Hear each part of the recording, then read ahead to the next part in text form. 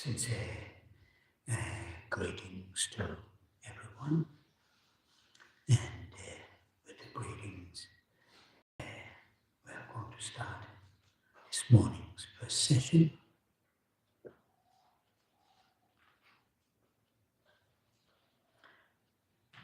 As we did last two days, morning session started with setting the right positive intention, and we'll do again.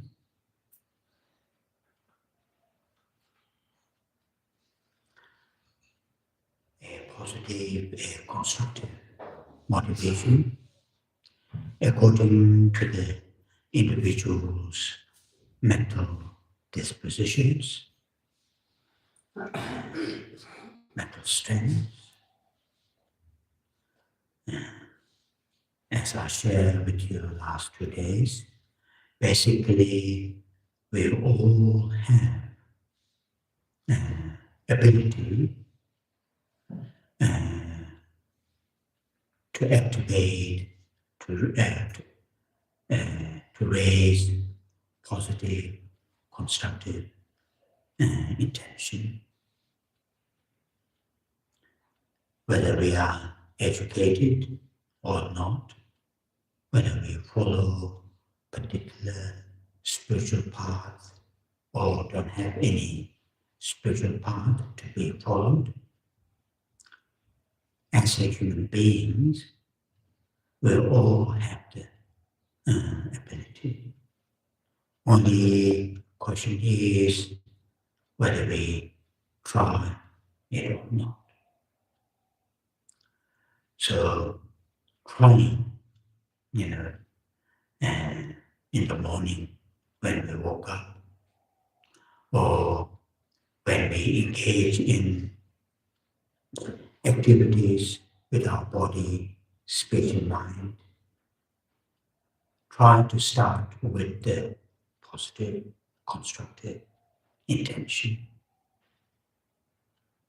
And that is the part of the training our mind. That is the part of learning, knowing our minds, thoughts, emotions, from the positive side or the aspects.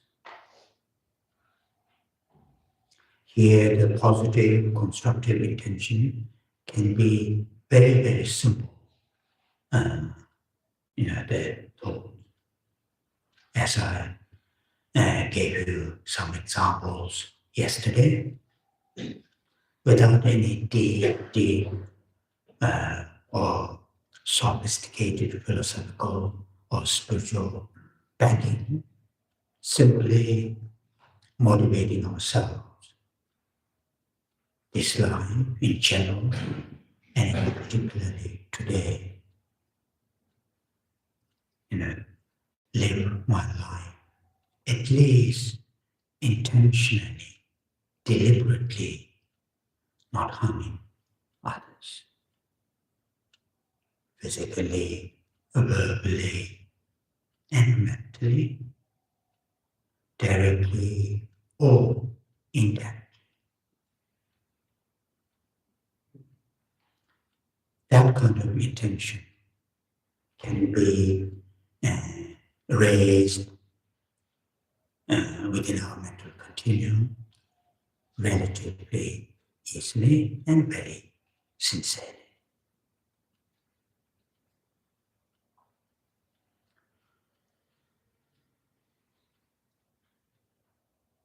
Then, if we can, setting the motivation not only deliberately, intentionally, going to avoid any harmful activities to oneself and to others, but to promote, to enhance, supporting, helping, and caring others' well-being, as well as one's own well-being. That can be initially physical well-being, and in the long term, mental well-being.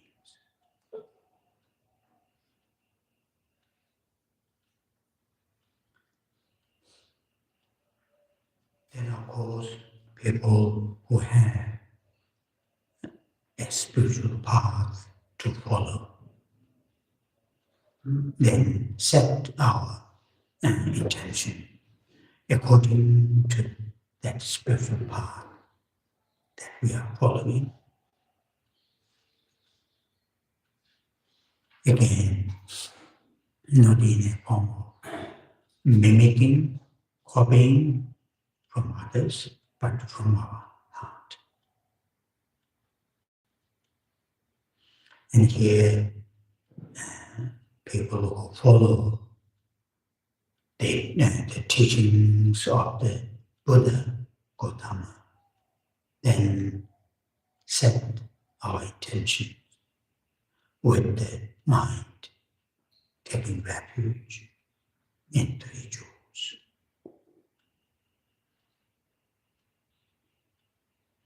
The Buddha as a teacher, mentor.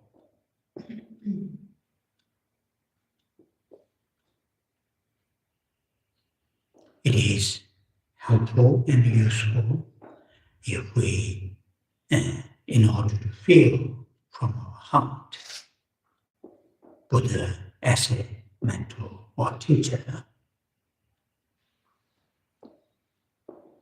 to learn about the Buddha, particularly through his teachings.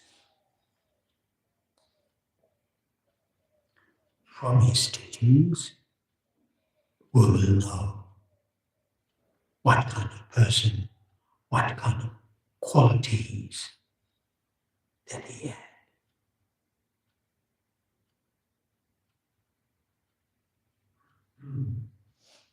And then taking refuge in Dharma. Dharma here refers to the teachings. And the teachings are, teachings can be understood in two categories. Those verbal, written teachings, but also those realizations and nation based on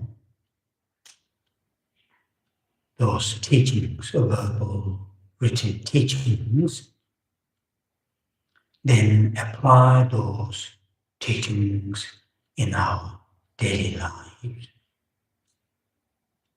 Through the application, enhance, cultivate ethics, concentration, and wisdom.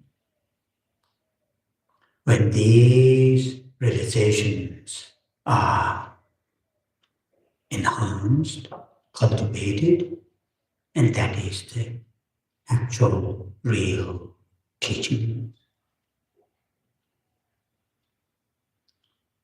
So taking refuge in Dharma, it means initially application of those teachings in our everyday lives, through the application, experiencing such as those three trainings, ethics, concentration, and wisdom. If we do that, then a real refuge is received or obtained within ourselves. Then taking refuge in Sangha. Sangha here refers to those people who live, at least try to live their lives according to the teachings of the Buddha. Those are the Sangha members, whether they are ordained or not ordained, whether they are male or female, white or color, Westerner or Easterner. It doesn't matter whether they are Sangha or not, as individually, and generally, the broadly speaking, whether they follow, whether they live their lives according to the teachings of the Buddha or not. So seeing those people, relating to those people, learning from those people is the taking refuge in Sangha. And that mind taking refuge in three jewels should be cultivated, strengthened, experienced in the morning, during the day, in the evening, before going to bed. That would be extremely helpful. That our life, daily lives be constructive, less destructive actions.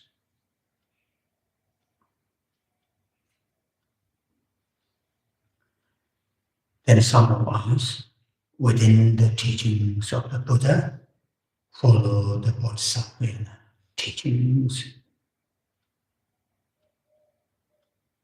In that case, on top of the refuge, try to live our life, try to cultivate, try to experience, try to motivate our daily lives with the altruistic awakened mind, body, chitta. That is, very broadly speaking, that is a sincere, a genuine heart feeling of caring for all well-beings of all living beings. Not easy, but at least holding that aspiration in an early stage is extremely helpful for oneself as well as to others.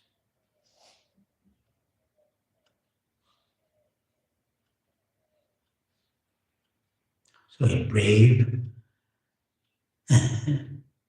start the day, start the event, in this case, listening, contemplation, recitation, meditation, and discussion.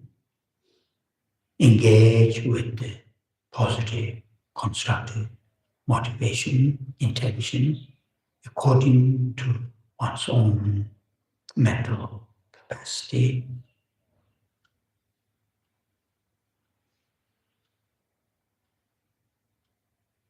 Now I will say the refuge and the bodhicitta lines 3 times. And people who like to join with me.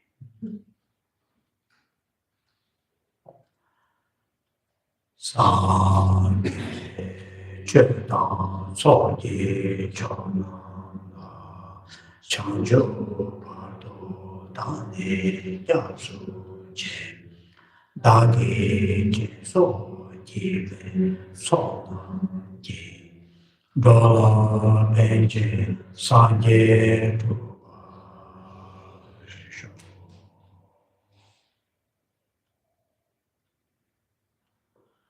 Sangye Chetan Soye Chananda Chanjo Pardo Dane Yasu Che Dage so ji so na ji do la benji san ji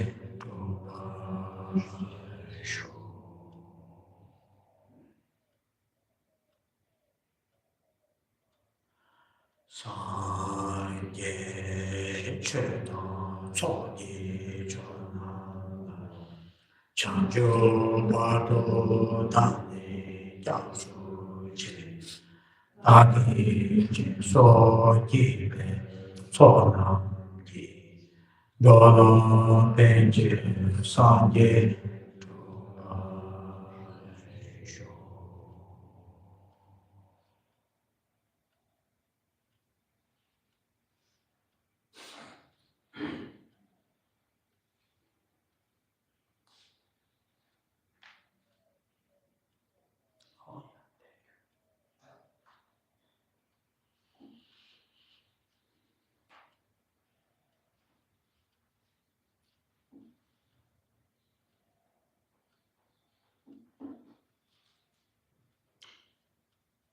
ancient Indian, some of those amazing cultures, like, spiritual cultures or secular cultures, they have this beautiful tradition. For example, in South India, when I was a young boy, I lived in South India, and in the morning, before I became monk, I joined the local Tibetan school. It is quite a long walk, about 5.5 kilometers back and forth. And morning walk, on the way to the school. Those days, there were very few along the road. There were few Indian families, and lived in a relatively simple mud house. And next to their house, had few cows. And the morning, when they finish going to bathroom, or if they have a bathroom, I don't know, going to then clean, mainly the mother who cleans the front door, the porch, clean it, then spread some water, then have a cow dung, and really put the cow dung very nicely, and then have a very beautiful drawing. Very beautiful, within a few minutes, already done, everything is done. Those days, as a young boy, don't have that much understanding, that much, inspiration of what they're doing. But looking back, it is really something very beautiful culture, welcome, and also have a feeling of some kind of spiritual things taking place at the beginning of the day, like that. And I thought it's very beautiful culture, and also many of those traditional houses just outside, maybe few yards further, the main doors have a small, the raised like a pot, and in there they have this very nice smell, like incense. Not burning, but growing. That's tulsi, whatever you call it. And looking back and thinking, it's just very, very nice, beautiful culture to really. Anyway, So like that. And as in other spiritual traditions have, here, the Buddhist tradition, any kind of Buddhist tradition that you follow, in the Theravada tradition, or in the Bodhisattva tradition, or the Vajrayana tradition, well, as soon as they gather together, either few people or a huge gathering, and have a recitation of taking refuge. And those are the really main reasons to set your mind to that positive, the what you call the intention. And those are the very beautiful. But when time passes, when we are very much get used to that, sometimes they become pure ritual, not that much thoughts involved, not that much mindset. Mindset is involved, just simply culturally doing it and culturally reciting it. And in that sense, we will not get that much benefit from the culture, although those are very beautiful. So very intentionally, very deliberately setting that positive intention in the morning and the beginning of the event is extremely helpful to ourselves, and also the event itself may go as our wish or may not go according to the wish. But while we are involving in that, and at the end, whether it's successful or not, mentally there will be, if it goes well, then of course there's a joy. But if it didn't go well, there won't be very deep hurt because of how it started, what kind of minds that we have started. So very useful, the helpful culture, tradition. So we should, live with that sort of culture to benefit ourselves, to benefit for others, and also to benefit to the next generations going to follow us. That. Yeah.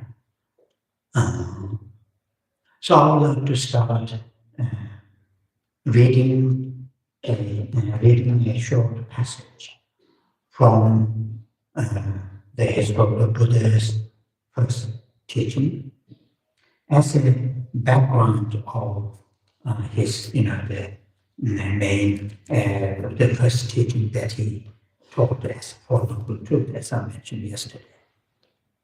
So first I'll read this. I will not read the whole paragraph, but I will read, the most important part of that paragraph.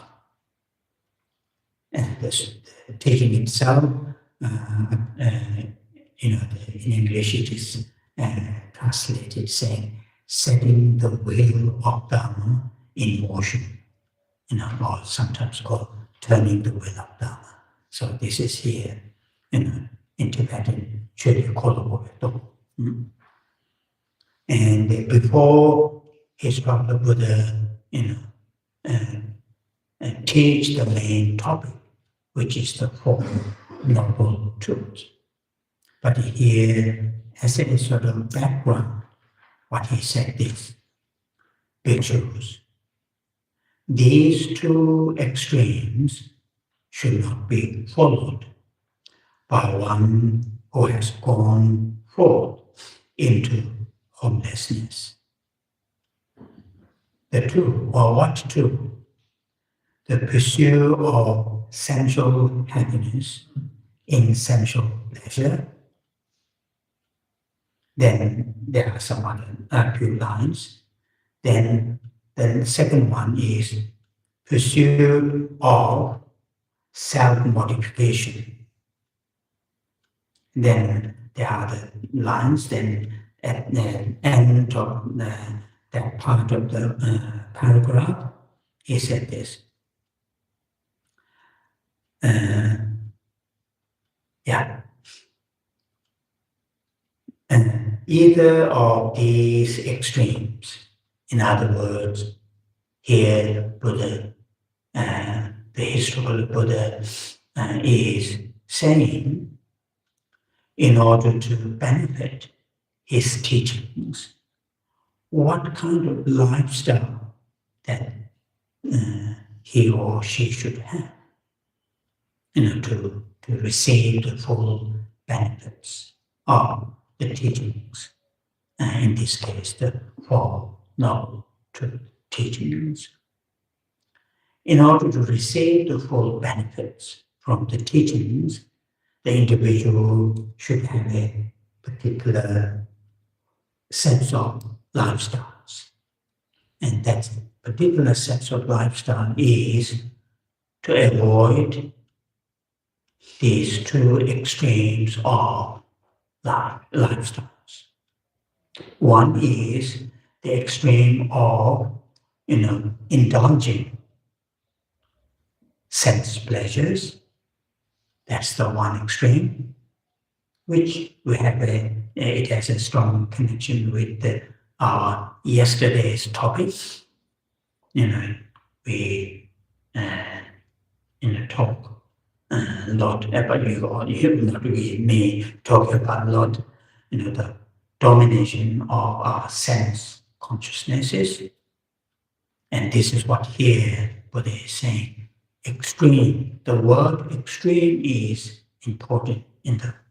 So he is saying to avoid the indulging or extreme indulging sense pleasure or pursuing the sense pleasure. That's the first one. The second one is, here the term is used, extreme of self-modification. Self-modification in the sense neglecting basic necessities for survival, like food, shelter, medicine, friendship. Those are, for our survivals. But if we go into extreme, neglecting these basic necessities, that is also not helpful to pursue the spiritual path that he is going to teach. And that is very, very helpful for us. And at the end he says, pursue a middle way. Not too extreme, indulging sense pleasures, and not too extreme, neglecting basic necessities. And the middle, people who live in the middle, their lifestyle is in the middle, then they will get the time, energy, and the resources to pursue the path that he is going to teach. And that is very, very helpful advice. So when we talk about extreme, many of us, and maybe all of us may think, oh, I'm not extreme in both. So, again, the extreme can be, relative. Extreme can be relative. So here, the Buddha, as you will know, he taught this first Four Noble Truth teachings to five, his previous friends who were also pursuing the same kind of spiritual path to seek, moksha, liberation. And so then the term here is used bhikshus, bhikkhus, or in Pali. And another term here is used, gone into homelessness. That term has gone into homelessness. What's there, has gone into homelessness. Yesterday we had a question, what is renunciation? And that here has a connection with this term, has gone into homelessness. Yes, there is during the Buddha's time, even much later Buddha's time, those, spiritual seekers, not only Buddhist spiritual seekers, other ancient Indian spiritual seekers, they, mainly they live under the trees, under the, any kind of shade they find, and not have a, concrete or those mansions or whatever. It has that kind of connotation, but mainly has gone into homelessness in the sense, there's no grasping. There's no grasping to these things and events around us. In that sense, the homelessness has gone into homelessness.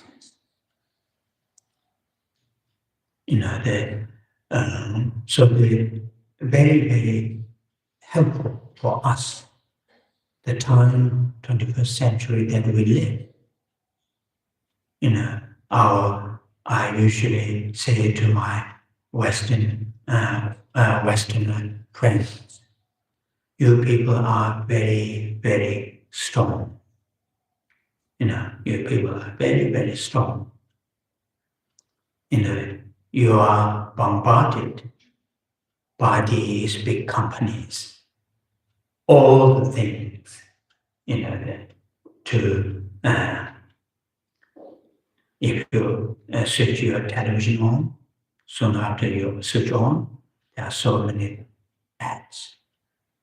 If you drive wherever junction, you will see those ads. Saying by this, otherwise you are not full human beings. So in that kind of environment, surrounding, individuals must be very strong.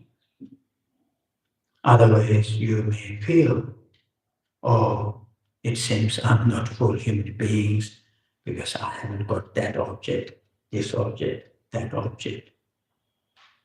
Because our minds are very easy to manipulate, very easy to influence by these very attractive, very carefully designed acts. So here, learning to live our life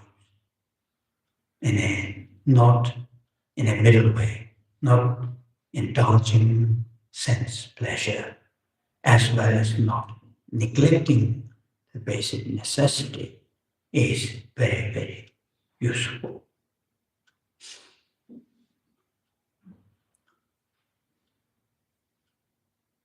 In that way, in that kind of lifestyles, then we will have the opportunity to pursue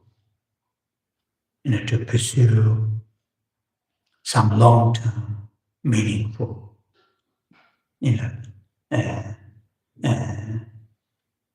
goals or the aims, whatever that we use, such as really nurturing, taking care, enhancing those beautiful inner qualities we all have, but these can be further enhanced, further cultivated. And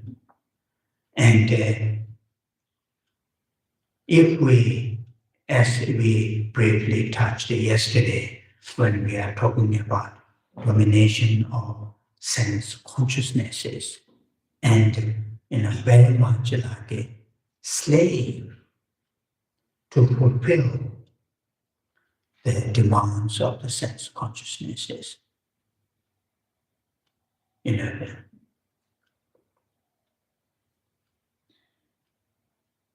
When I was in Tsering Monastery last few years, I was really shocked to see how many what you call the network towels around the monastery. When I first joined as an abbot in there were 9 towels. 6 years after I left, there are 13 towels. Just recently I heard they're putting another towel in this, within sort of 20 acres of the land, and about 6,000 or 7,000 monks live. 13 towers? I can't believe that, And I hope and I believe, some of the monks use the land in a more constructively, more positively, but the majority I have doubt.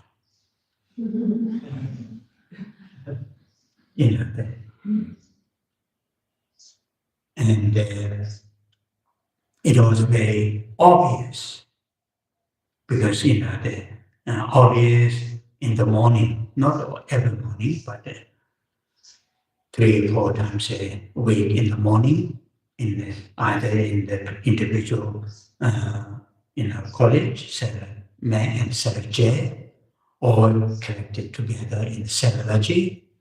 We have morning recitations and prayers like that.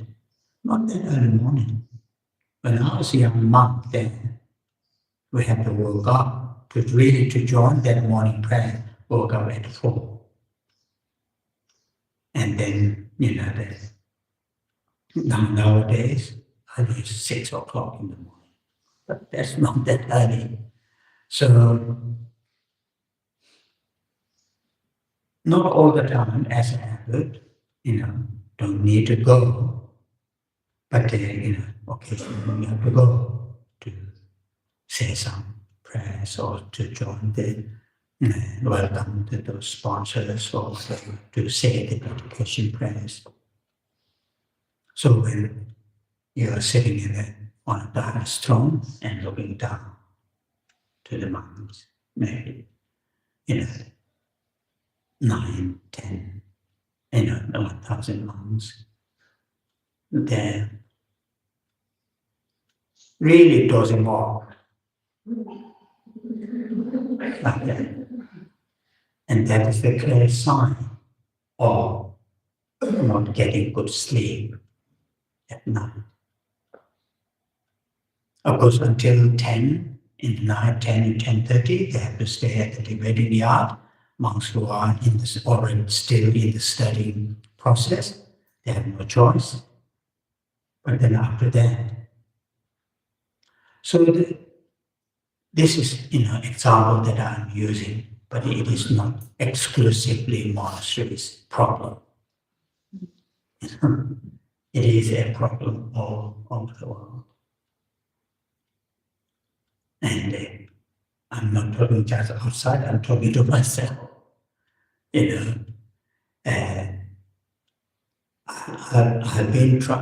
had to try and I've been trying not to use modern gadgets that much. It has a benefits, not using that much. Also, it has a shortcoming. So particularly these days and during the habits, I have to do lots of things through the computers and all those things. Then I need to ask those young boys who hardly read English, but they know exactly what to do.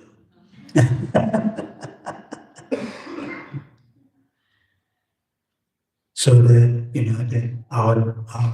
point what I'm saying here is we need to be very strong to live a middle way life.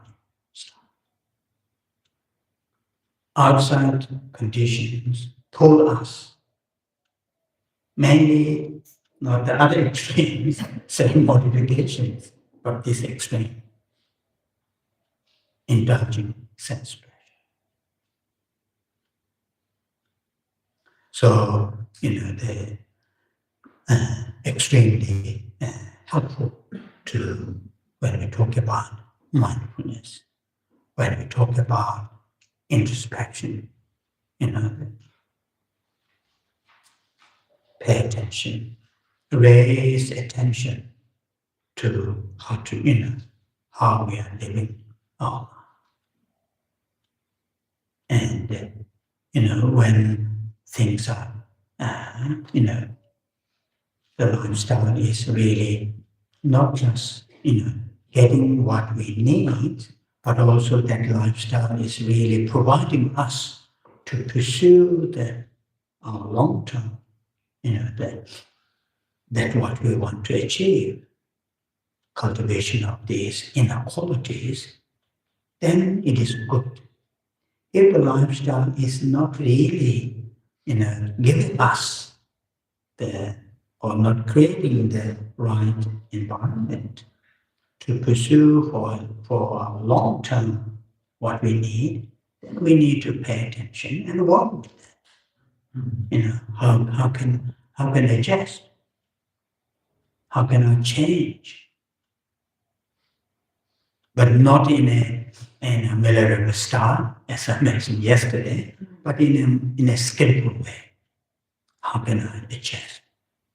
To have on the one hand, to have a relatively comfortable life. On the other hand, also to have a lifestyle that gives me to pursue these important tasks that I want to do. So,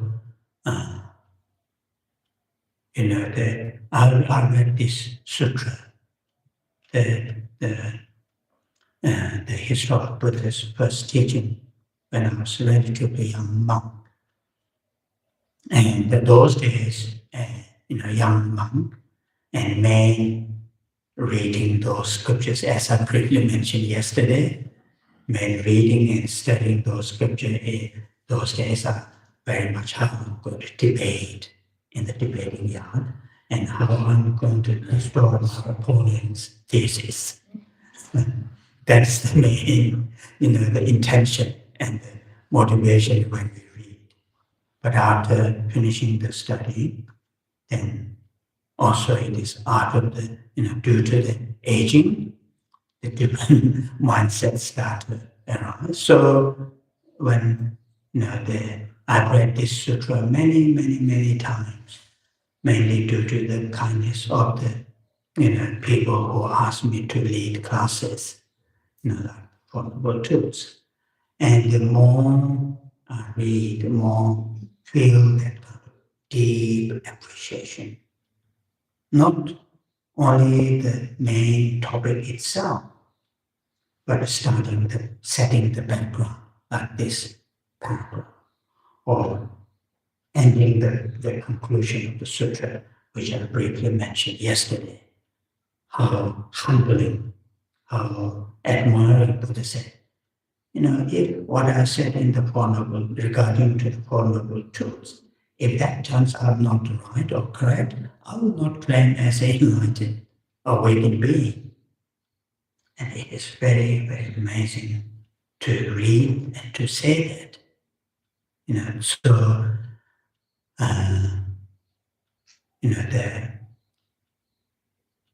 this morning when I was thinking about how I'm going to start the class, I thought I'll start with that sutra background. So that is, I think, what I'm saying. Now going back to our main topic, that is the nature of the mind. Okay. I'm not good at good person. I'm not good at the preparation. My preparations are very, the what you call the constantly changing. Sometimes even while I'm talking and I change anyway. I want to go back to once again briefly with the nature of the mind. Nature of the mind.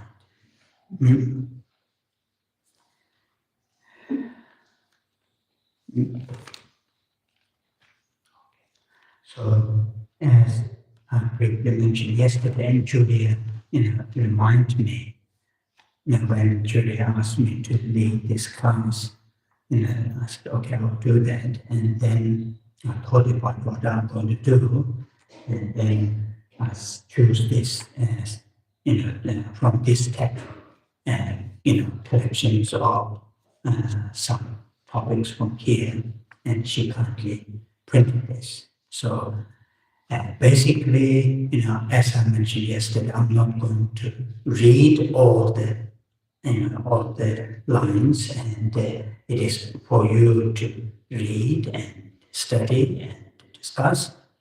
But today I want to do a few readings with regard to the 4 Noble Truths, not with regard to the text. Okay.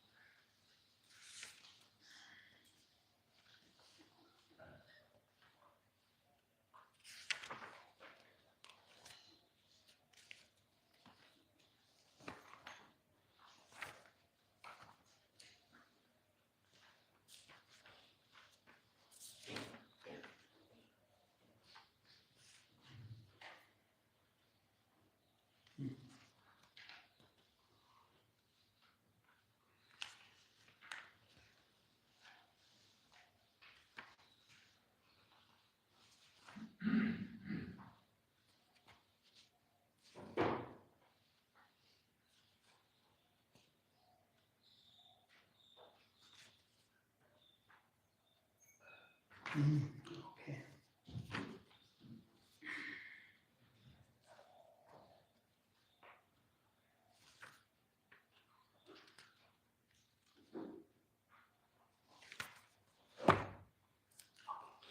I'll go with my notes.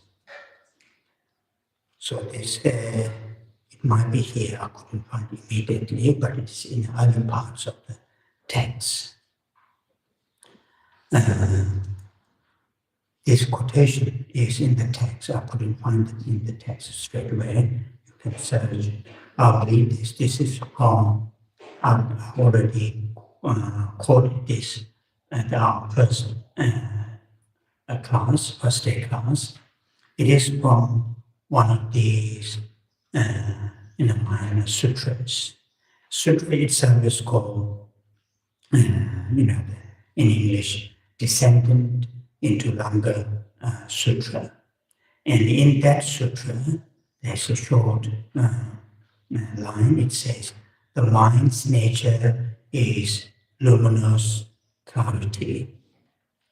That's the one statement from the sutra. Then today I'm more interested or going to discuss a little bit on the next quotation. Again, it is in the text in that area. It is from this group of texts. In fact, there are 5 texts, and not attributed to the Buddha, but those 5 texts are attributed to this Bodhisattva Maitreya Champa. And within these 5 texts, this text which quoted here in English is saying, the title of the text is saying Sablum Continuum, in Tibetan Gulama. Out of the 5 texts is Gulama. It is a very, very interesting text, this particular text, Gulama. Though the entire group, those 5 texts, are mainly dealing with the in the sutra topics, not very much tantrayana, not very much vajrayana. But this particular text, Sublime Continuum, has quite a lot of verses that can be interpreted towards the Vajrayana, Buddhist Vajrayana teachings.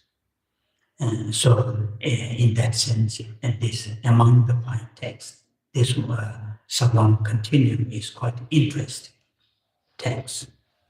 So, in that text, which it is also in here, I couldn't find it, I'll read here in a note. It says like this: like the purity of a jewel, space,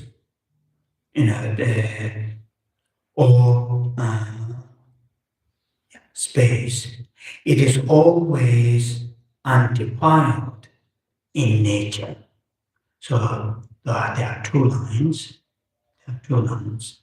In Tibetan, Rinchen Nanga Chudashin. Rinchen Nanga Chudashin. Dato Rinchen Nimongmen. And in English, like, so taking an example, the purity, like purified gold, made jewelry, made of purified gold, or space, or water, space in the sense pure, the clouds are not, not penetrated. And sometimes when you live in UK, day after day, it's very clouded. You may think, oh, space is penetrated by the cloud. Anyway, in reality, it's not. As soon as if you go above 45 feet above, then you will see the pure clear sky. Or water, when all the dust, all those stains are taken away, then you will get pure water. So those are the 3 examples. There are many in this text. There are many beautiful examples mentioned to talk about the nature of the mind. And the other day, someone asked, is it referring to the Buddha nature? In this text, Sublime Continuum, there are many verses explaining the Buddha nature. Whether the nature of the mind which we are discussing here, luminous clarity, whether that is Buddha nature or not, need to interpret, need to explain, but this text deals with on this subject, Buddha nature. One of the main topics is Buddha nature. So also Buddha nature, which I'll explain a little bit detail in the coming sessions. Buddha nature, this topic, is explained by this text, and many other texts through beautiful examples, And now here, the nature of the mind is also explained in these three examples. The purified gold, the jewelry made of purified gold, which is pure, no stains. Then space, which is free from the clouds or those things as its nature, and the water as its nature, free from the pollutions and so forth. Similar to that, and second line it says, it is always undefiled in nature. So it is refers to the mind in the previous lines talking about nature of the mind. So nature of the mind is always undefiled in the undefiled by the or the undefiled in the sense that afflictions, distortions, those unhealthy thoughts and emotions, they are not penetrated, or they are not, one with the nature of the mind. Nature of the mind. That's the one. So I'll go with some of these quotations, then I'll explain a little bit later.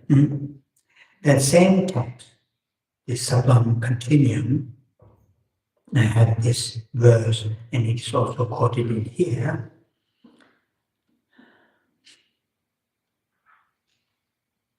The luminously clear nature of the mind is unchanging, like space.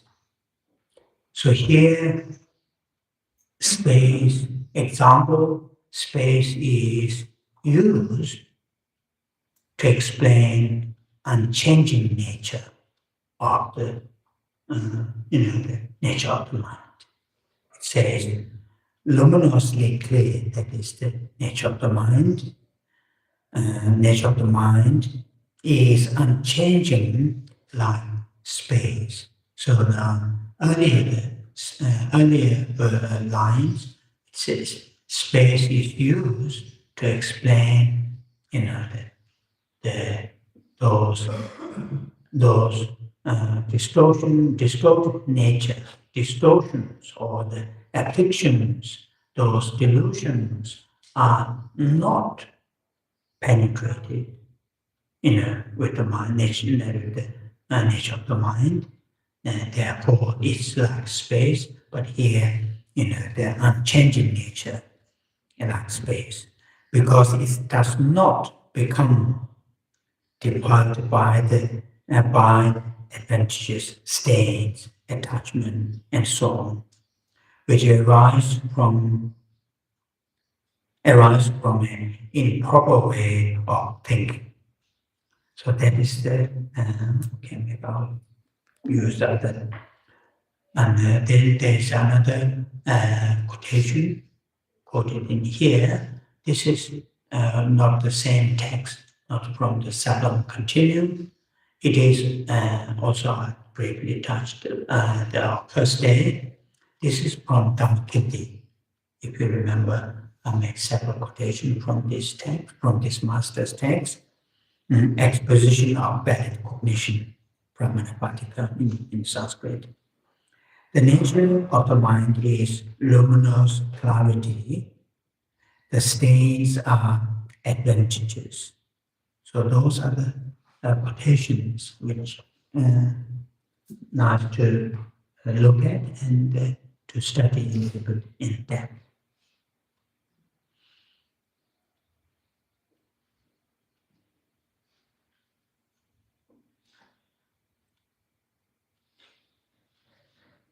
When we are at the monastery, studying these kind of topics, relying on many different teachers, commentaries, or explanations. Those skillful teachers, who lead the classes, will say, and this is what I want to share with you here, will say, read the different commentaries, read the different explanations, try to, not to reject or not to focus a particular part. In Tibetan is this shung, kongwo, di. Shung means that those texts or the treatises. Kongwo means what is said at the earlier and what is said at the later. Di means really need to read all together, then draw the conclusion. Should not take small statement here and there and to say, okay, this is it. What the meaning of the nature of the mind? It is those great teachers will say, really read all these different commentaries by these great teachers.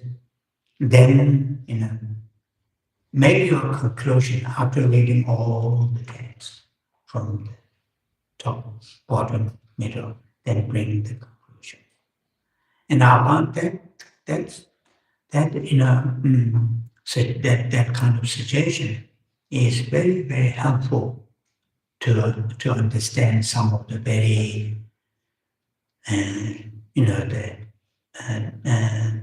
complicated or very, subtle topics such as like this, the nature of the mind. So now here, the first what we all these different texts, sutra, different commentaries, and also here we haven't quoted. There are many Tibetan teachers and commentaries. But what we get here is the consciousness, the mind, the awareness that we have here. As I mentioned, very, the almost more than half part of our existence, with this physical body.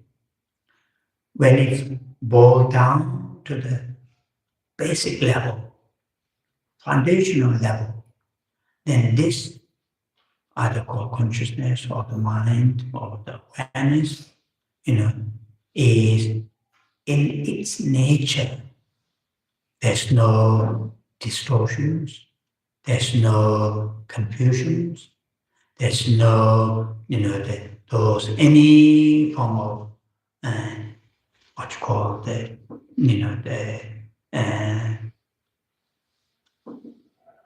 if I use this term, to make mind impure, in its basic nature, the state of our consciousness, our mind is pure. Pure in the sense, all of these distortions, delusions, confusions, fears, concerns have not penetrated at that level of the mind or the consciousness. And that is our whole message in here. And in that sense, these examples, pure gold, clear space, pure water, all those analogies are helpful for us to know. Then the second point here is what we get from the example as well as from our own experiences. Above that fundamental level, above that, then there are lots of impurities. From our own experiences, there are lots of confusions, fears, concerns, worries, and so forth. And these are not physical. These are mental. What we have got here, physical body and the mind. Fear, concern, worry, joy, and the fulfillment, these all are part of the mental state. And that indicates, yes, fundamental level of our mind is pure, but it is also saying reality, the fact. Above that level, there are many pollutions, like the water. These days, without carrying out purified water, we can't drink. The water, even these days, we can't drink from the tap. As I mentioned earlier, when I was a young boy, going back and forth to school, that we need a course to one is relatively big, particularly when it's a raining season, it becomes quite big, quite a big river.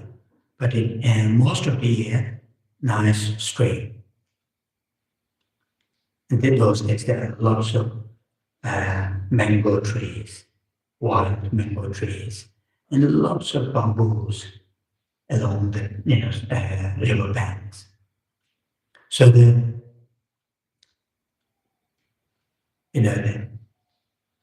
drinking water, getting to drink water is no problem. On the way, you can just go and put your bag, all the heavy textbooks, carrying back and forth, put aside and have a few sips. Nowadays, impossible. So that is here. I'm just mourning the water, is very polluted. So that is how this all two important things are, getting from these texts. Just a few quotations that we have done, and they all the same message. Further that we go in these texts. The third point here is there are two a little bit what you call the contradicting state, what you call terms are used. One is used unchanging nature. The other one is used advantages. So these two are not compatible. If it is advantages, that means, in my understanding of English words, it is subject to change. It is not permanent. It is going to change. It's like that in English. Advantages. I understand the meaning, but I've never known the definition. Well, I think it must be something to do with Advent, which means it's coming. Yeah. I heard that. So the other one is here, the term is used, unchanging, like space, which is used. So this, first we will deal with this unchanging. As we had yesterday, brief discussion about the word, the term. Rinpoche, can you explain why space is used as an analogy of not changing? Okay, I'll come. Yeah, I'll say.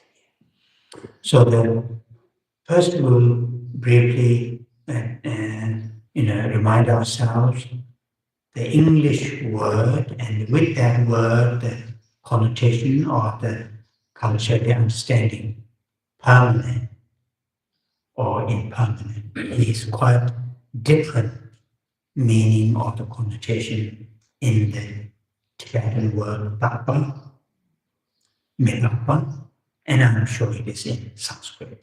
Same, not the same connotation, because I was told in English, if you say, it is permanent, it is impermanent, it is impermanent, then that should be not there at the first place, then it shouldn't be there in the next place. If we say permanent, then it should be there all the time. But particularly in the Buddhist philosophical context, the meaning of these two words, permanent and impermanent, are not carrying this kind of. So, as I briefly mentioned yesterday, these things around us, these are impermanent, but they are also here. They are yesterday and they are here today, but they are impermanent. So in that sense, the usage of them now coming back to the unchanging, it also may have, the little bit different connotations in Tibetan term and in English term. Now in Tibetan term, in this case, the Tibetan term is used.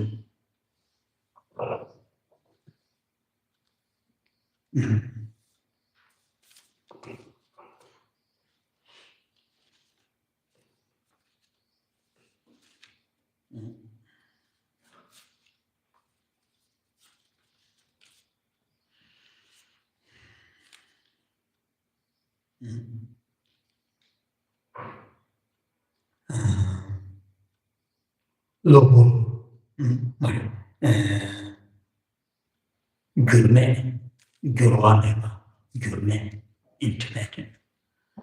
Gurme, Gurwaneva, here in English, unchanging, doesn't mean if that thing is unchanging, it has an unchanging nature, it doesn't mean that thing does not depend, it existed, that things existed does not depend on causes and conditions. That's, I'll repeat that. If that thing is unchanging, or if that thing has an unchanging nature, that doesn't mean that unchanging nature, existing of that unchanging nature, does not, it exists and does not depend on causes and conditions. That's one thing to know. So this luminously clear or luminous clarity, that the nature of the mind, here that is what it is referring to in Tibetan, Yuvaneva, in English, unchanging nature. It is referring to unchanging in the sense, sometimes it's, earlier it has a stain, and then right now or nowadays, nature of the mind is, unstained, pure, like gold, like space. And then sometime in the future, it may again come back to polluted nature. It is not like that. It is always, in that luminous, luminously clear or luminous clarity or luminosity. It will always like that from the beginning and it will remain in that nature. But that doesn't mean that luminosity and nature, that characteristic is not impermanent. That doesn't mean that that character, that quality of luminosity or luminously clear is not dependent on causes and conditions. So that is here, and what I'm going through all this, with my broken English. So important to look at in a little bit detail.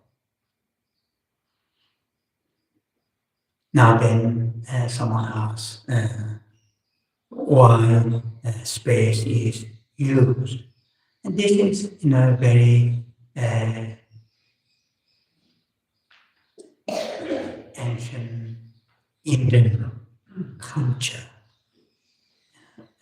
It has, because these texts are the sublime continuum, and these texts came from India, and it has a strong Indian influence in terms of the usage of those analogies. For example, even some Tibetan masters, when they write, the text, quite often they use eloquence and so forth. In Tibet, there's no eloquence, and like that. But it is due to the influence of the reading the Indian masters' text. Now here, the space is used very often in the philosophical,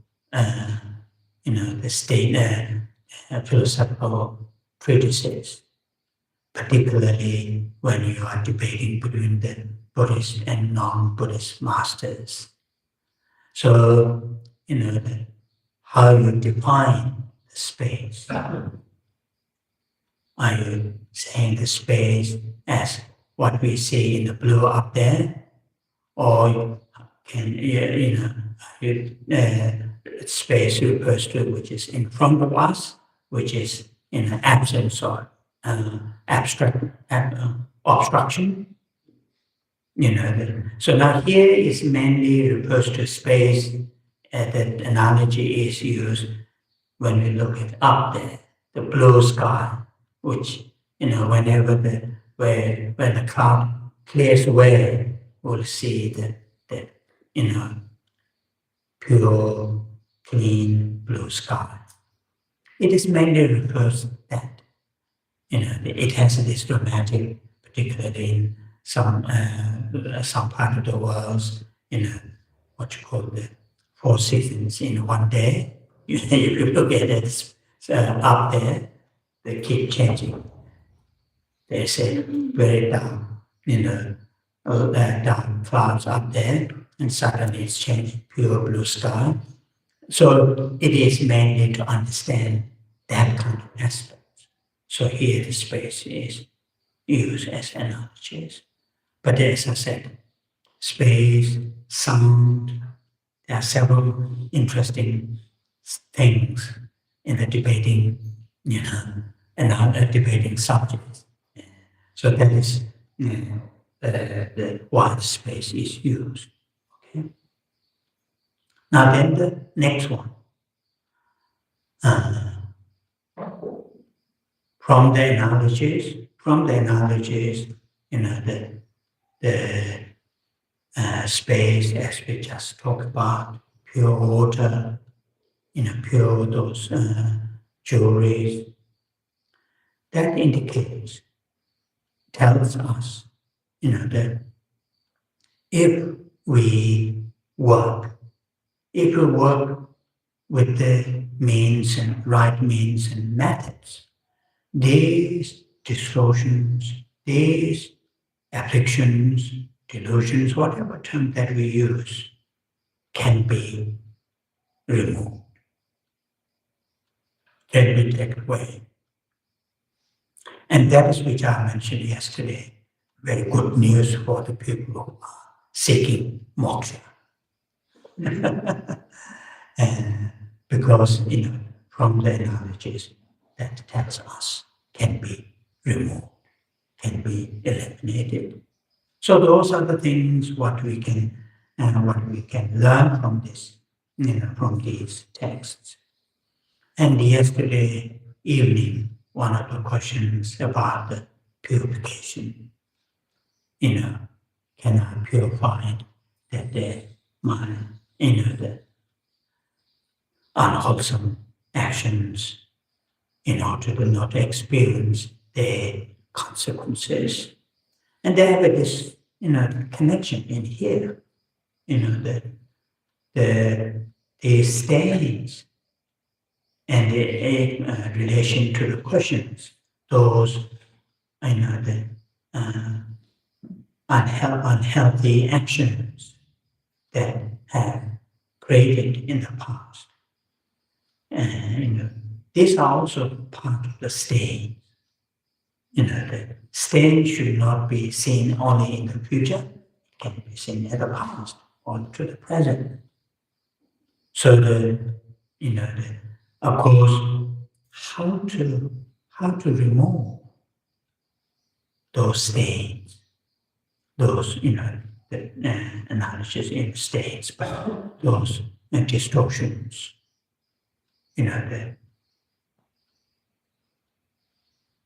when we look at in the teachings of the Buddha, again in here, going back to the first how we started, the Four Noble Truths. Buddha said, with regard to the second Noble Truths, which is the origin of the suffering, dukkha. Dukkha is the first Noble Truth. Here Buddha said, it should be abandoned. The origins of the dukkha should be abandoned. Abandon is the term, what you call the English terms. In Tibetan, pangvachao. Pangvachao. Abandon. There might be some other terms, I don't know. What is abandon in the sense? Remove, take away, clear away from our mental. That is the meaning of abandon. Abandon should not be looked at as an abandoned child or like that. Here, the abandon in the sense, remove,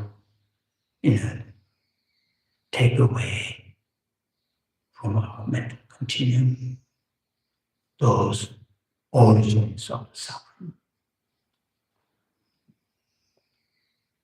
And when you look at the sutra, when Buddha listed the origins of the suffering, it is very beautifully listed. There are a few lists in there. He listed dukkha, physical dukkha, also mental dukkha. In the mental dukkha, he said something that you don't want to. I'm just paraphrasing, not exactly quoting from the sutra. Something, encountering something you don't want to encounter is suffering.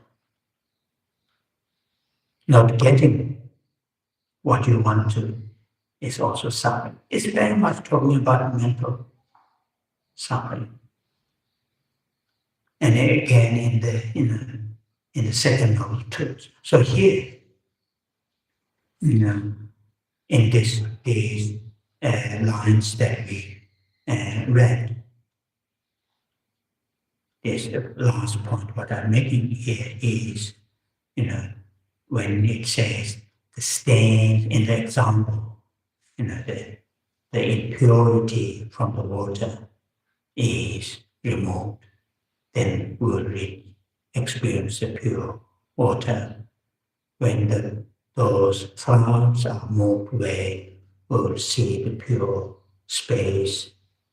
When all those, the dust are, removed from the gold, we'll have a pure gold jewelry. Similar to that, those distorted mental states that we experience can be also removed, and we will experience. So this here, I'm talking about removing or getting rid of or abandoning, whatever term that we use. This we're talking about at the mental level, and very, very, helpful, and very, very, good to know this disturbing, causing, or another English word, troublemaker. If those troublemaker can be removed, that's amazing. That's amazing. So in this, so this afternoon, not the morning, after a short break, morning, I have some other things to say.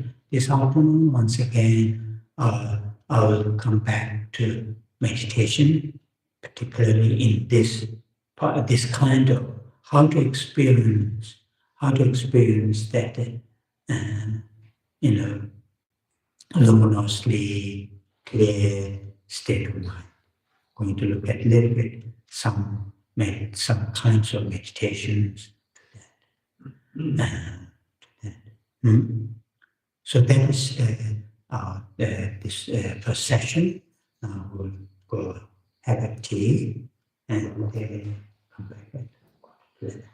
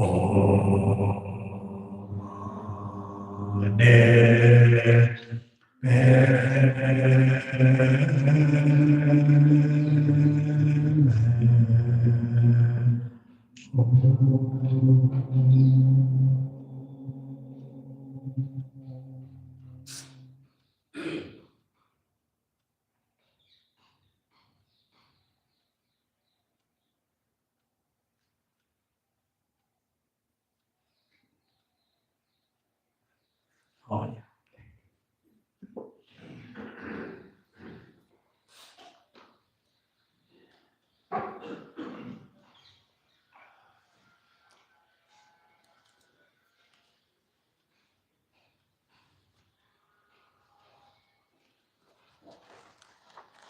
This session, I'm going to briefly touch on in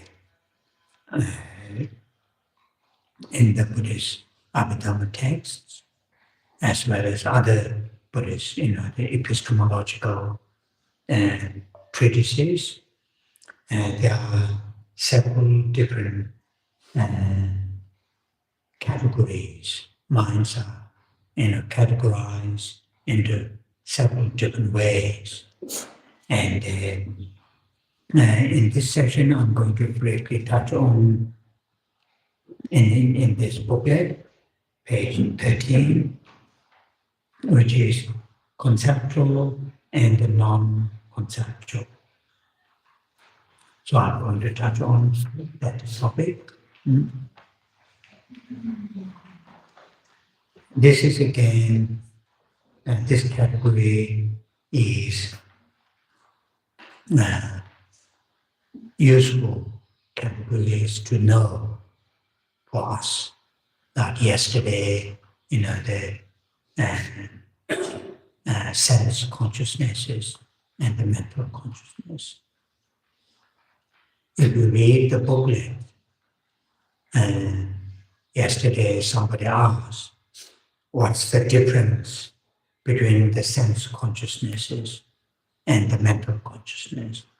Though both are minds. Sense consciousnesses are mind, mental consciousnesses are mind. What are the differences? If you read the books, there are some explanations. So I don't need to go in detail. Today in this session, these two, this category, the conceptual and the non-conceptual mind or consciousness. These two categories, types of minds or consciousness really operate within ourselves all the time.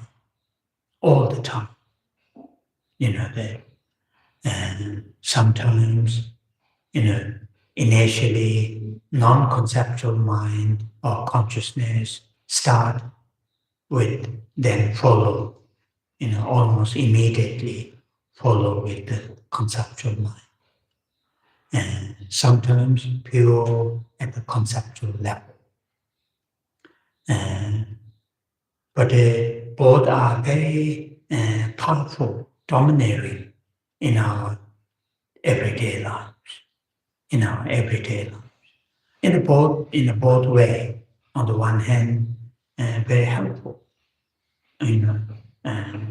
Very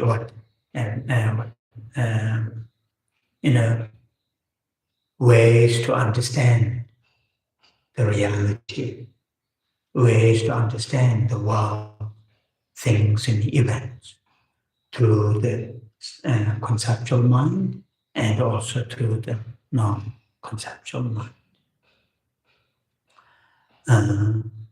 So in the Buddhist scripture, in the Abhidhamma text, as well as in the the epistemological texts, there is a very thorough, the explanations and debates and the arguments and the rational explanations and the differences between the two and how they operate, what are the impacts, and so forth. So good to learn that. And as I mentioned yesterday, the first day, the learning the nature of the mind it's not just banging, trying to understand the luminosity, the nature of luminosity. It is, learning and, going through these different layers, like onions, peeling these different layers, then through that, then try to reach to the fundamental nature of the mind. That's the way how to do it. And so this conceptual and the non-conceptual. In the text you can read there are several quotations are made, and there are several quotations are made. You know that first, you know, in a more straightforward way to understand conceptual and non-conceptual in our everyday lives, right here and now. All our 5 sense consciousnesses are non-conceptual. Non-conceptual. They are non-conceptual because they are direct to their objects. There's no what you call the, you know, the to cognize their objects. You know, there's no some kind of mediation, you know, to reach to cognize the object. So in that sense, non-conceptual. Or another term is used, direct, you know, or another term is direct perception. Direct perception, or you know.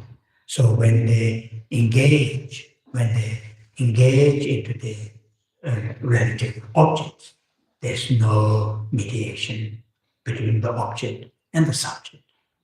So therefore, you know, non-conceptual. That doesn't mean they always get their object correctly, validly, you know, even if the subject reaches to object directly, there are also distortions, you know, in a very gross form of distortions, as well as very particularly some of the Buddhist philosophy, according to some of the Buddhist philosophical masters, like Buddha Palita, like Chandrakirti, according to their understanding, their explanation, you know, our direct perceptions from the eye to the body, though they engage into their relative objects, but always element of mistakes, always element of distortions, according to these masters. But some Buddhist masters, thinkers, you know, they say no, you know, certain sense consciousnesses, when they perceive their relative objects, you know, very often they get accurately without any distortions. And these are the philosophical debate which, you know, we can touch briefly here and there. So non-conceptual. All the, you know, the sense consciousnesses are non-conceptual mind, direct perception, or perceptual, I don't know what's the right English term. So direct perceptual, yeah. Perception, you say. So I want to tell you a nice story here, because she corrected my English, which is very nice. When I first joined this Buddhist center that I worked for more than 2 decades, that was 1994, in South North London. And there was several very, very kind people who supported me to improve my English. but because of this very lazy student, it hasn't developed that much. Anyway, there was a lady, she worked nearby in a council plant, and she comes to the center, not current place, but the previous one. She comes to the class. Not necessarily she wants to learn Buddha Dharma, but she really kind heart. She wants to help to improve my English. And she always sit at the corner, not like this kind of big place. The class was held in a as I mentioned yesterday, semi-detached, 3 bedrooms, front, what they call the front room. It's relatively small. So she sat at the corner, and so I tried to say, talk on the topic, and she will take notes, and after an hour or hour and a half, and then class will finish, then I'll go out, and then around 15 minutes, she will knock my door and she will come with the notes. So it is very nice story. Because she herself is very new. She is following the teachings of the Buddha, but she hasn't received that much detailed classes. So she will come with notes and say, Geshe, you said this. Are you saying this? Or are you saying that? Or something elsewhere? So there are always 3 questions. Because how I express the sentence, very often my brain in English, but when my brain talks in Tibetan sentence order. Verbs are always far away from the subject, and between the verbs and the subject there are lots of times, and everything is put down. In English speaker, they don't know where the words is fitted. So she will come with those 3 questions. That's the one interesting. I kept all these notes for many years. I want to look at those things. Then, she will put, say, okay, if you are saying this, then it is much better to say like this. Then English people will understand. Otherwise, they will not understand what he is saying. So she will come like that. And next week, usually we have 2 classes a week. And next week, then of course she will again sit at the corner. And I'll say, or like here, repeating many topics that I repeat. Again, I repeat with the same my sentence order. So she will write down in a slightly different color, ink color. And, she will come with that. And the 3rd time, again I will say the same mistake. Then she will come with a big red ink. And that works. That works. And also, here this reminds me, and sometimes, it just, that I'm going to repeat the same mistake again at third time or 4th time, and my brain says, no, that's a mistake. Then I look at her. She might be laughing over there. So there's a nice story, learning. Mm-hmm. So anyway, this, all the sensory consciousnesses are non-conceptual minds or consciousnesses. Now when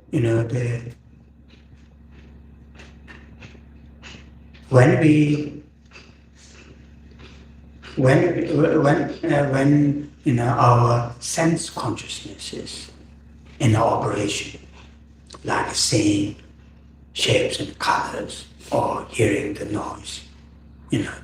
Somebody's knocking the door and they generate a noise or whatever.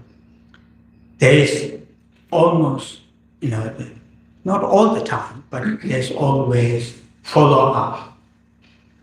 There's always follow-up mental events.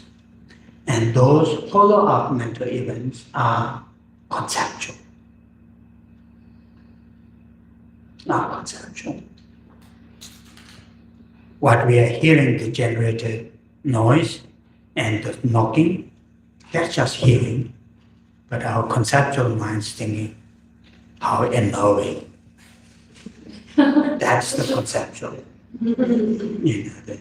Not very peaceful, should be peaceful in the center. So those are the conceptual. So this very clear, isn't it? Conceptual, that the thinking or feeling or experiencing and knowing a little bit disturbing, it is not direct. It is indirect, mediated through the hearing, not the mental consciousness itself. Although experiencing is through the mental consciousness, but it is paid through the what you call the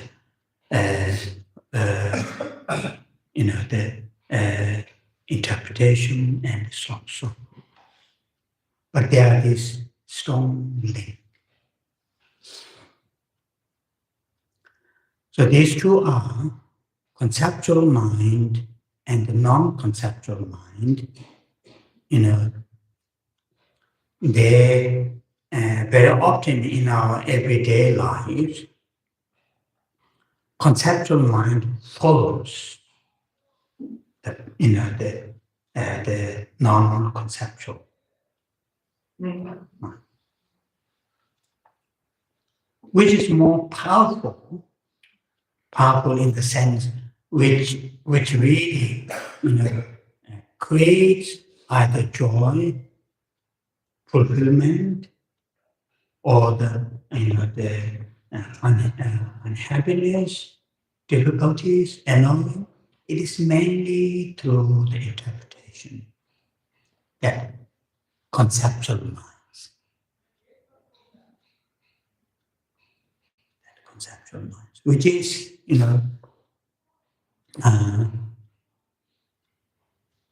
these sense consciousnesses, direct perceptions. These are direct perceptions, but they do not have that much power, that much strength to make big impact. Their function is simply click, click, click, click, click. The power or the impact is through the conceptual mind. Our interpretation, social interpretation, personal interpretation, our background, all these things, we sort of operate through the conceptual mind.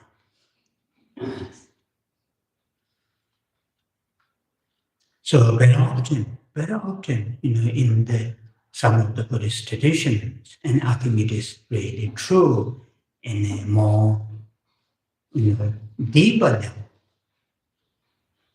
if we really reduce, or if we really try to not to follow the conceptual mind's interpretation, that will help to understand more depth of the reality. And here there's a word which I thought may be good to look at briefly.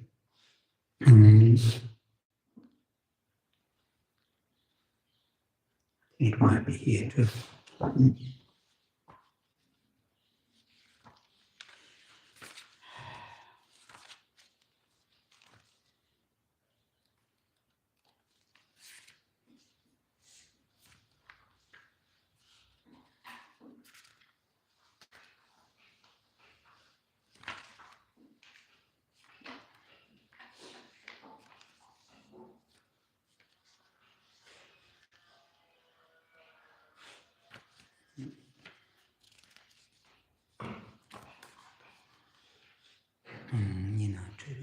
objective one.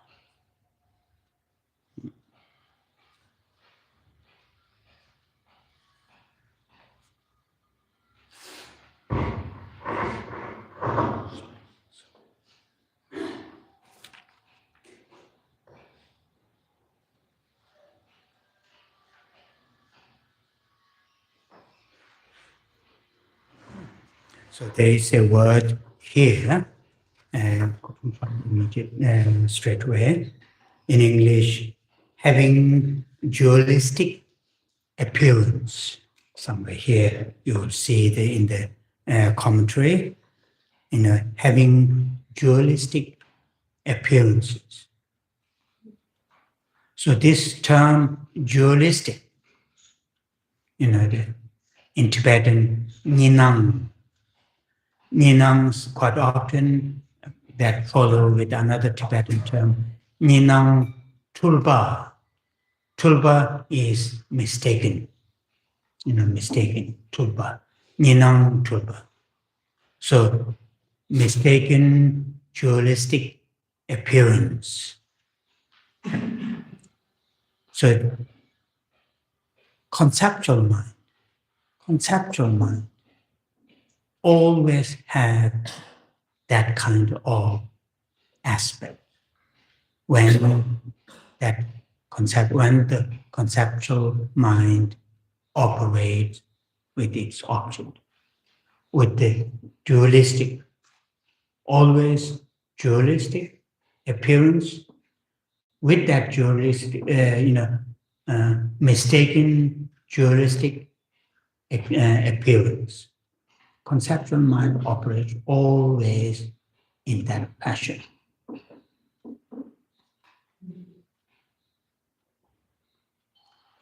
But at the same time for us,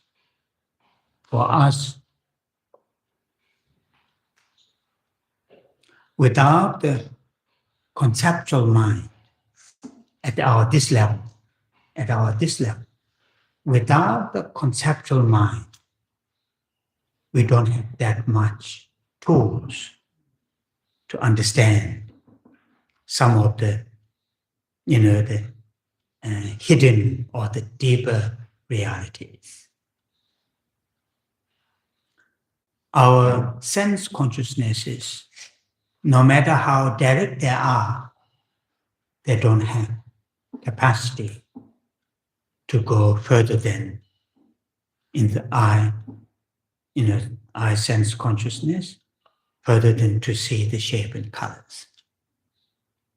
Only this face value doesn't have any strength, no matter how direct it is to its object, but it's only perceives the shapes and colors, no anything. Like it, more these days, as I mentioned the other day, there are science to find the created, to put certain things in your side to see the, have better seeing the objects. But the conceptual mind, if we, apply them in a more skillful ways, that can lead us to understand some of the, deeper nature of the reality.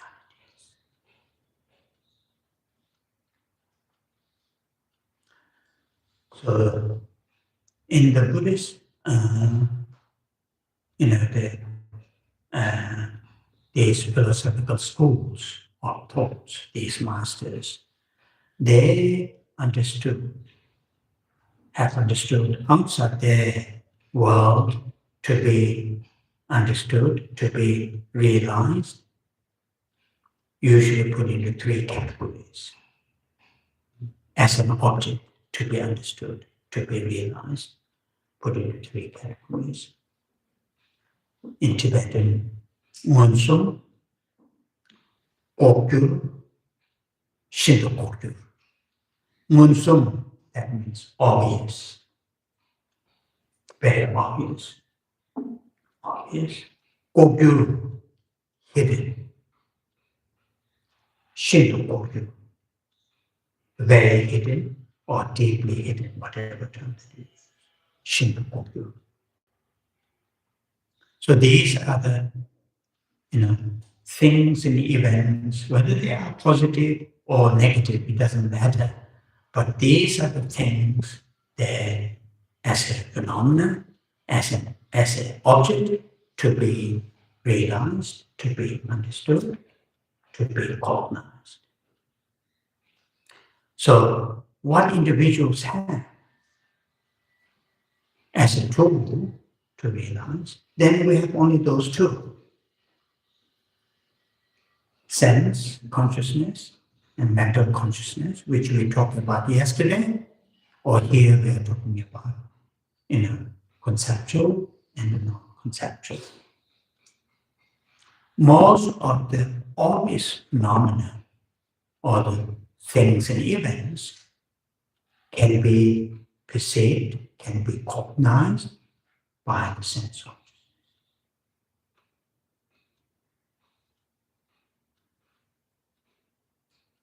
But, that due to the time, due to the location, due to the distance, sometimes, very obvious, phenomena may need, conceptual application to understand. No. That's all right. Don't worry. So, for example, I want to say this to you, which very much ingrained in our blood. Young monks, when young monks, we are debating courtyard, particularly in the winter. One of the logics, structure of the logics, logic to understand, through the results, to understand the causes, because there are these things, so there must be causes. So through applying, reasoning the causes, existence of the causes, then try to understand the existence of the results. So in that, for the young boys, young monks, one of the commonly used logical statements in that particular category is fire and smoke. Fire and smoke.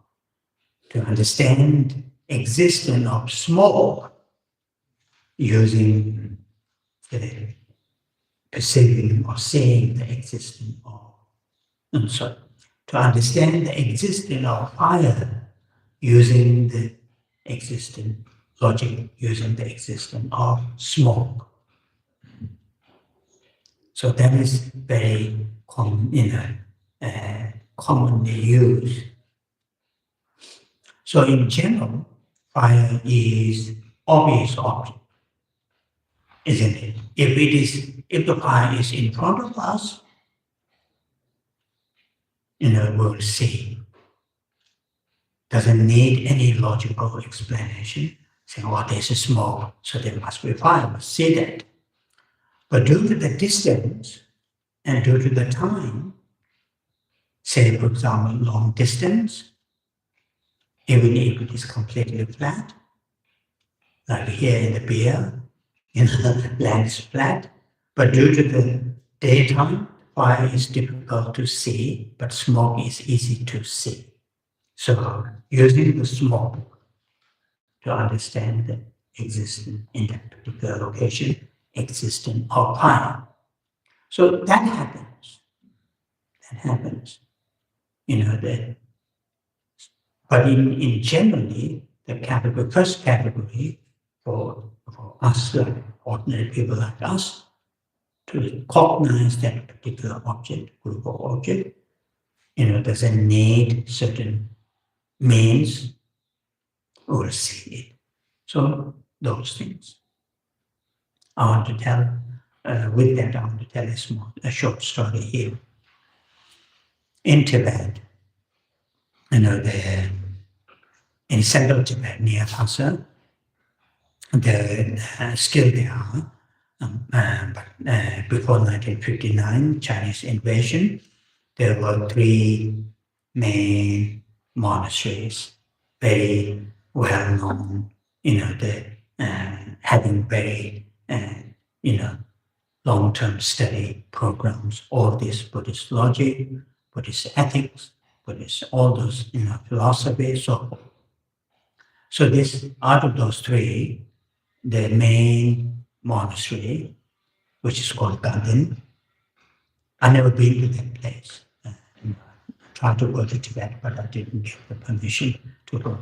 So Gandhin in Tibet is located in a mountain, quite high in the mountain. And it is located in a mountain range or mountain, nearby Lhasa. So there, in that mountain, on the other side of the mountain, around that mountain where the Gandhin is located, there were nomads, looking after their sheep or yaks or whatever. In the winter, they changed their place, where they take care of their animals. So around Tibetan, according to the Tibetan calendar, 10th month, so these nomads move one place to another place, passing through the monastery. So around that time is the time or the session where Gandhin monks are debating Buddhist logic. And these, the young boys, their class is very much, at the end of the courtyard. So just other side of the courtyard is the passage the nomads go through. So these nomads, every year they hear these monks debating with the fire, the smoke and the fire. They thought, oh, there must be a big problem in the monastery. Every year we pass, they are arguing. Smoke and the fire and smoke. And one of the main chief, the other says, you must go and ask, what's the problem with the fire and smoke in the monks? So that's a short, nice story. Anyway, so obvious object in our world that we can understand, cognize without any other help. Then hidden object, the second one. For us, without using a means and method, even that hidden object or hidden thing or phenomenon is in front of us or within us, we cannot cognize. And that is through conceptual, through the conceptual mind, not the perception. Perceptions, direct perceptions. And the third category, which is called the very hidden, then it needs not our conceptual mind, but with the conceptual mind need third, fourth, reliable, trustworthy people's support. So that is how the Buddhist literatures, treatises talk about it. So very, very helpful in terms of the knowing that we have this conceptual mind and non-conceptual minds, and how they operate, how they engage in daily life, in our daily life, how they engage in their, relative, relevant, and what you call the objects. So coming back to this conceptual mind always operates with the mistaken element of dualistic, appearance. Conceptual mind. That's here. But same time, just a few seconds ago, I said some of those hidden phenomena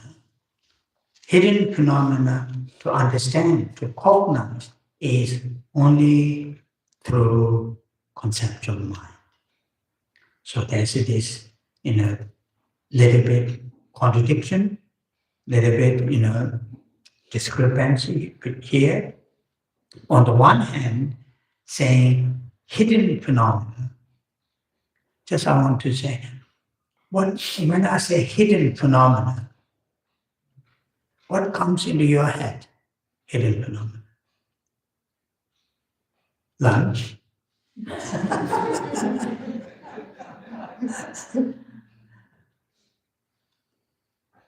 Lunch here at this stage is hidden phenomena. We can't see directly, but we can assume that there's a delicious lunch from our past yesterday's experiences. But when it got in front of our lunch, it's standard. But some certain things, which even if it is in front of us, not only in front of us, even that is part of our existence right here and now, but still we cannot recognize. We need to rely on some other means to understand what I'm talking about. What do you think? What I've got here as a hidden, nothing in my bag. I have only one book, and that's it. Sorry? Impermanence. Okay. Impermanence. Is there any other? Any organ function inside? Any organ function. Yeah, right now it's true, but if I go to these doctors, they will just put a camera, they will show me everything what's there. Any other things? Yeah. Would it be like other realms? Like other realms? I worry about them are a ghost in front of me. Good. Yeah. The extended power of like images belief. What you say? Like like beliefs. Beliefs, okay. Or like the power of like sort of like energies or like hidden subconscious power. Okay. Yeah. Good. Yeah. Any others? Have a suggestion? Yeah. Which can be perceived by the five senses. Yeah, that's going round, isn't it? I'm saying what things. My question is, do you have any object to say for us, no matter how close, no matter how near, but still need, cannot perceived by the sense consciousnesses, need conceptual. Yeah? It seems you need to go to the debating courtyard. Maybe you're going to be a very clever debater because you're going round. Yes. What about like high technology, advanced technology? Advanced technology. That we call. Okay. Yeah. Okay. So yes. Time.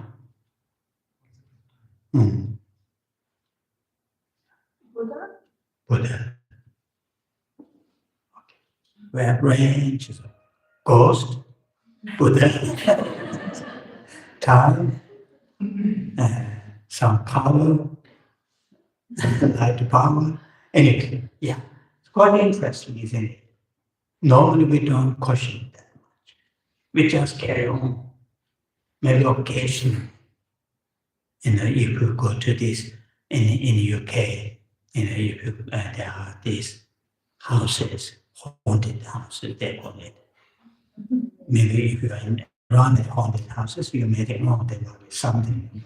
Normally, we don't do that. But then when we start to contemplate, start to analyze, then we can see there are many things which normally we don't think about.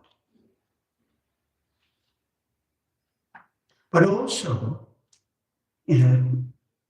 though normally we don't think about, but quite, out of the habit or whatever upbringing, we use the means and method. We understand certain things through the conceptual mind. So it seems we all agree. We all agree in this sense. I'm saying one is right or one is not right. We all agree. There are things and events, our direct perception, like sense consciousnesses, cannot have access, cannot apprehend, cannot recognize. So here, then what is the means that we can have? We have to access to those which are not obvious. So in the Buddhist, the teachings, it explains through the conceptual mind. Not any kind of conceptual mind. In this case, very constructed conceptual mind. As I gave you this simple example earlier, this fire and the smoke. It is a conceptual mind, but it's very constructed, structured conceptual mind. It's thinking. Because of this must be the case. Saying, because, from long distance, I can see the smoke, there must be fire at that location. So it is very, structurally thinking, structurally conceptualizing, really thinking, and then thinking in the relationship between the fire and the smoke.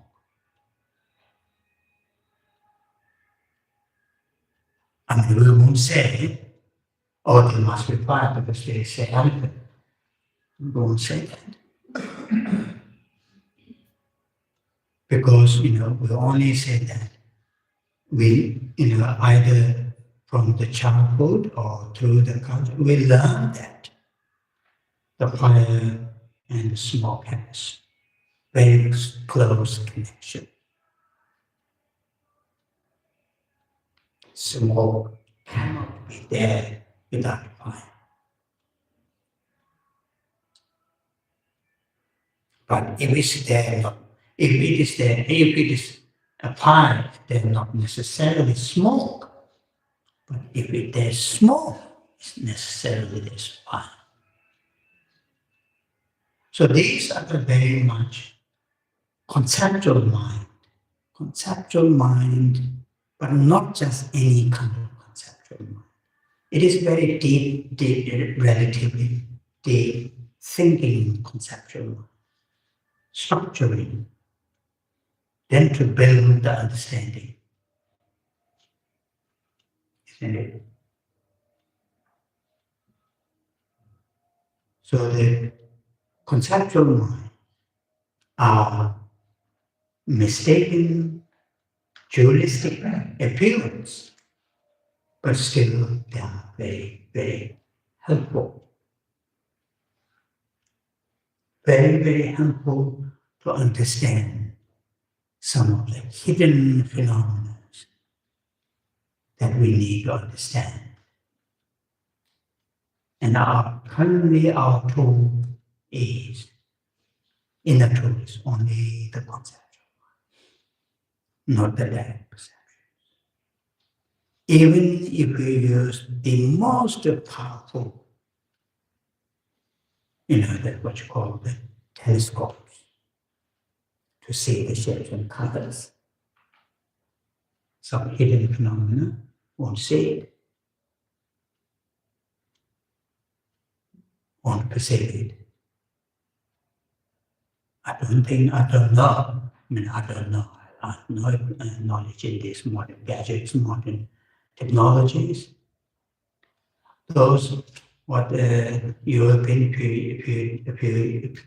maybe 10, 20 years ago, they sent they put it on particular telescope in the space to see one of those planets.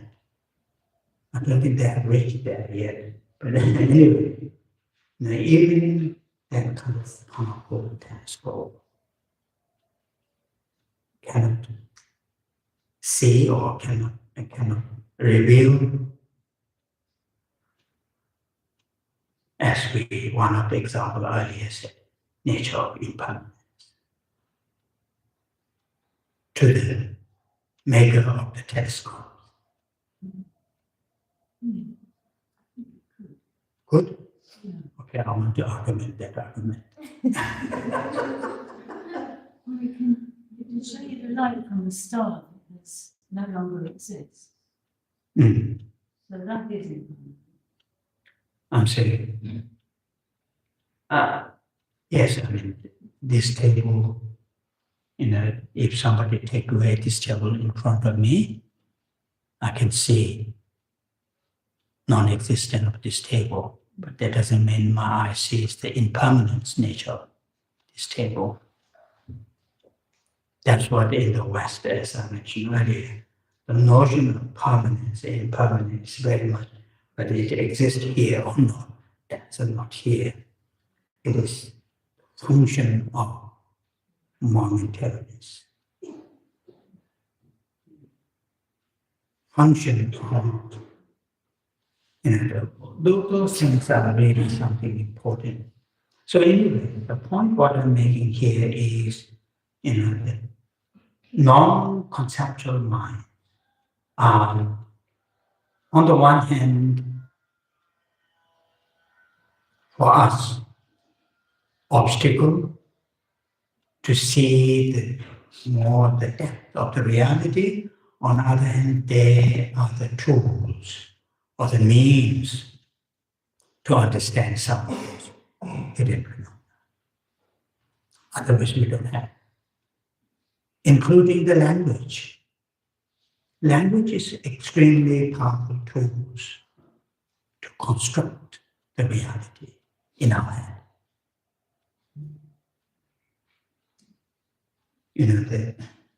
But same time, language is, quite often distorts our thinking. So there are these things. One of these great Indian master, Dhammakirti, I think, he said, I can't remember exactly which one, I think Dhammakirti, the language and the non-conceptual minds, they work together very closely. Language.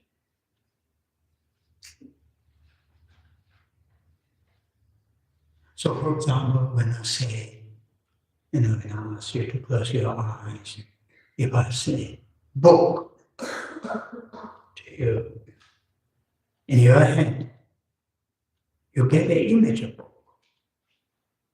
As soon as I say that, close your eyes, think about the most, the beautiful book that you have read, you will get the image of that book. That is through language. So the conceptual mind and the language has a very close connection. Very close connection. But both are, on the one hand, means to understand. On the other hand, there are hindrances. These are the hindrances to go more deeper reality of the things in events. So there's this double soul nature. Okay, so we have 15 minutes for question and answer, and we'll explore this a little bit further tomorrow, this afternoon, so forth. Okay? Yeah. Any questions?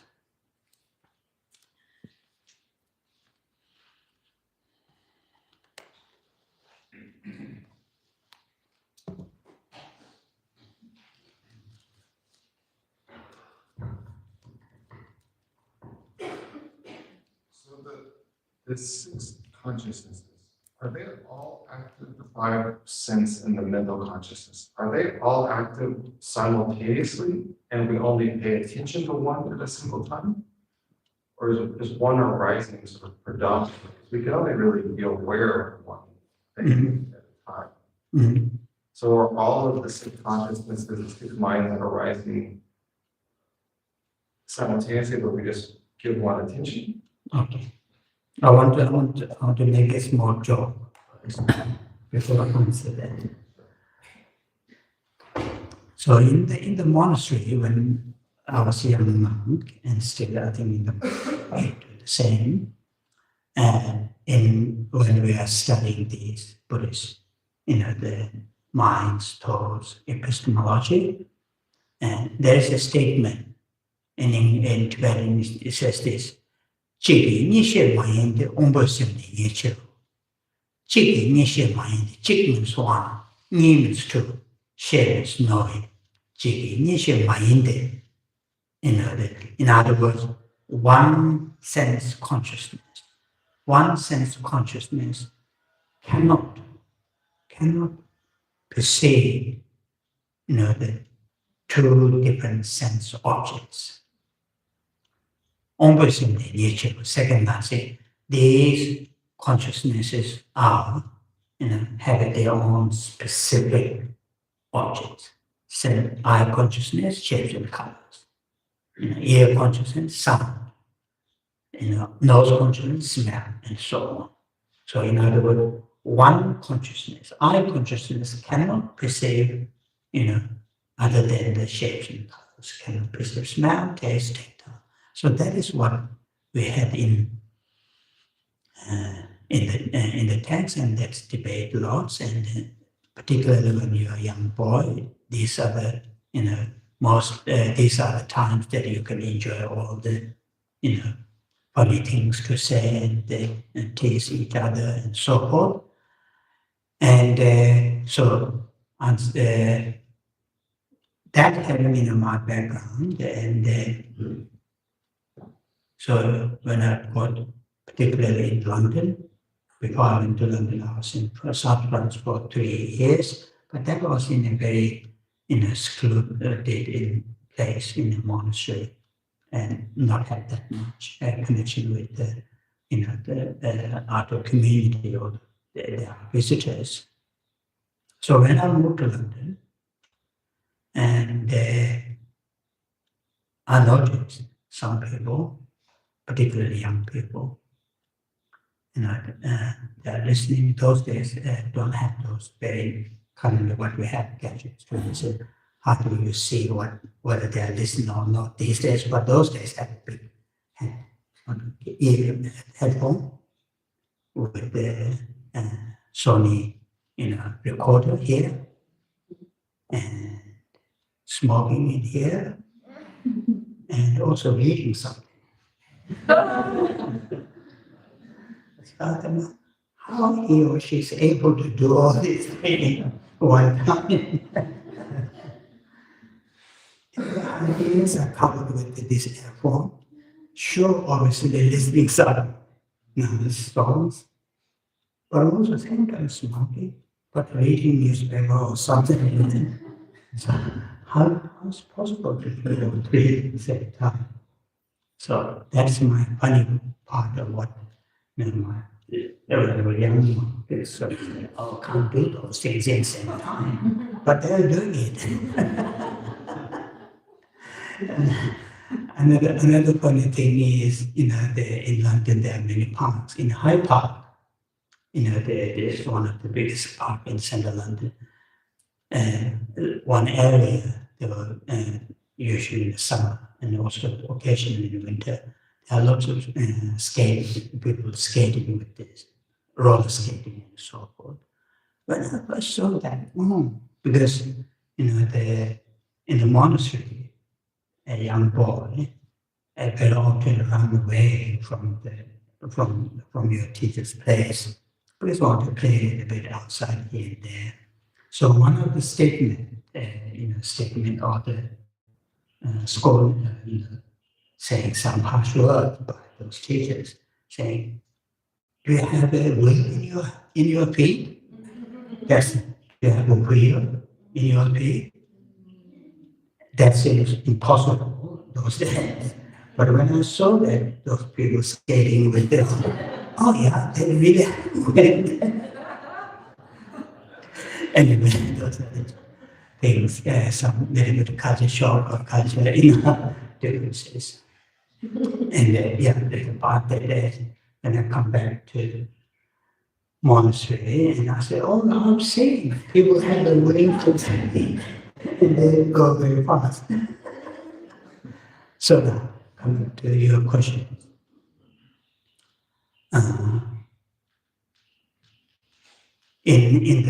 At the level of self-consciousnesses, that example that I've given, listening music, smoking, or eating chewing gum, reading newspaper or whatever book, those things having simultaneously at least 3 different sets of consciousnesses. But in Tibetan, in the Abhidhamma text and the Buddhist epistemological text, it says "Nyeva de menuba." Nyeva de menuba. That means it will not. Even though there are 3 sense consciousnesses, seems to be operating at the same time, but very often they are not in their full capacity to cognize their own options.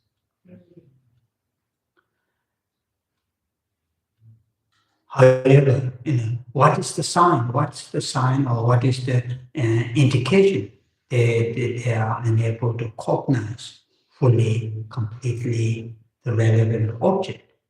Because in the later part, maybe an hour later, or in the evening, if you think about it, very, very difficult to ascertain what you have read, what you listen, what you chew, what type of chewing that you chew. So that's the sign. It says it is possible 2 different kinds or types of mental consciousnesses can operate at simultaneously, but very often they will not ascertain the object. Is that your question? Yes. Okay. So this is nice example, isn't it? That when I saw these people chewing chewing gum and reading and also listening and enjoying all 3 things. And, Any other questions? I'm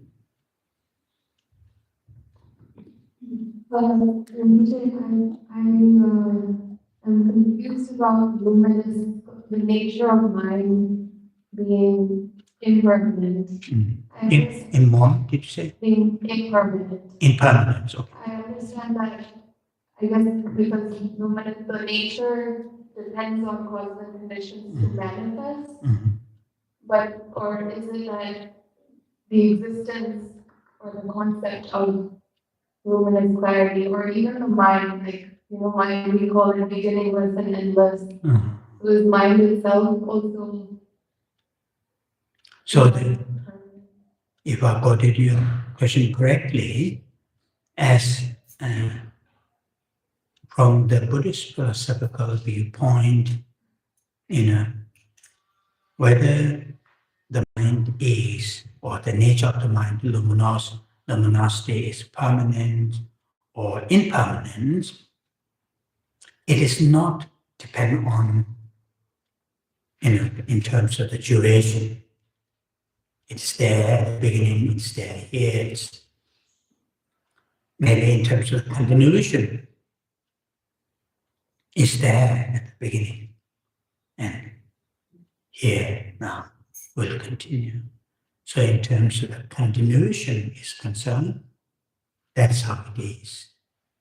That doesn't mean, the mind itself or the nature of the mind, luminosity,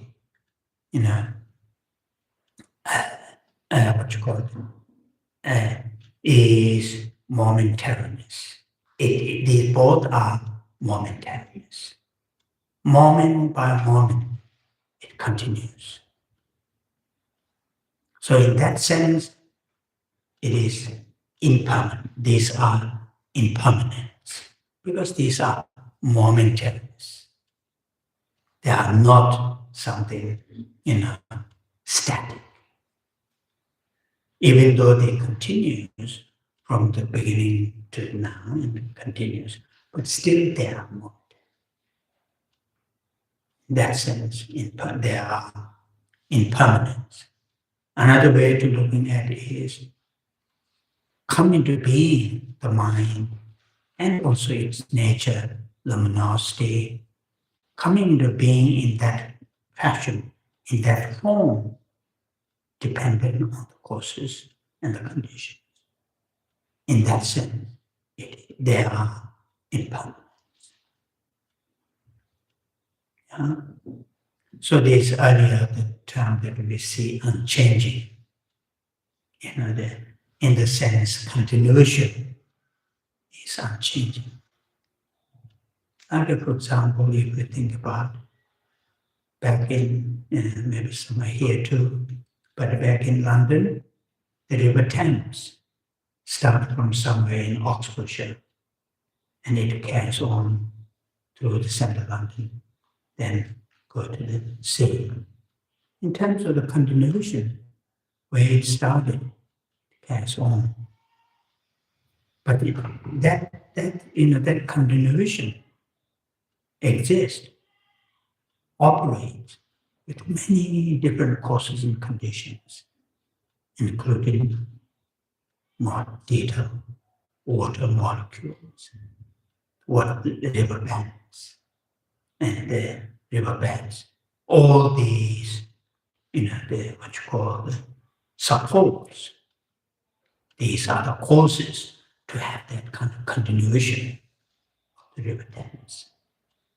But if you look at the individual molecules, they are very, very separate. You can't say continuation.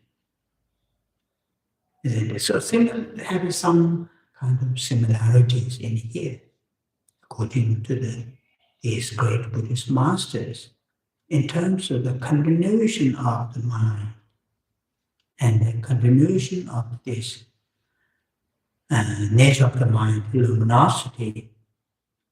It has that kind of, continuation, therefore unchanging.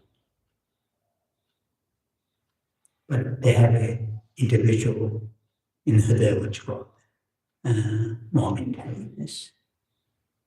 You can't say they're like individual molecules, individual substances, but with regard to consciousness, individual momentariness.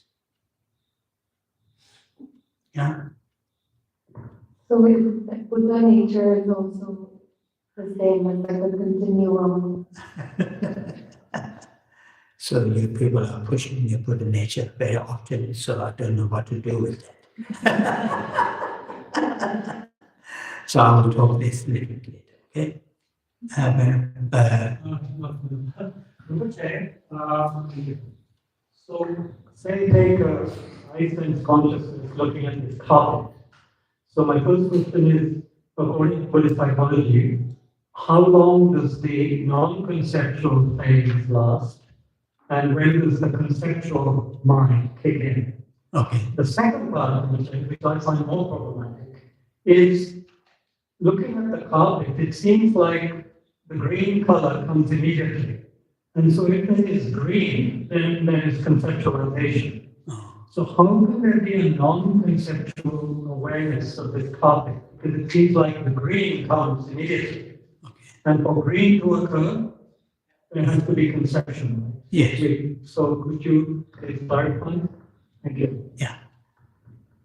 You're right. As soon as you label it as green, your pure perception is gone, turned into conceptual. At the sensual level, there's no green. Green is name, label. So these two are extremely fast, moving from the non-conceptual perceptual to the conceptual. So sometimes the analogy is used in the Buddhist literature. Hundreds of thin paper stuck together. A person which has a big muscle show their error. In our naked eye, seems they're all 100 pages or 1,000 pages shoot at once. But in reality, the error goes one by one by one by one. And these days, we use the modern gadgets more analysis than this tradition. That's how it's used. And it is said, sometimes from the perceptual to the conceptual, the transition is too fast.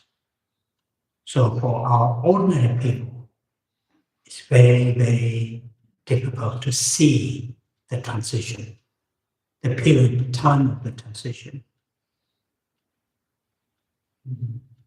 Rinpoche, would one be able to see that transition at one of the higher stages of shamatha, or would you need full shamatha? Where would that come with that? That I really don't know. I haven't seen myself yet.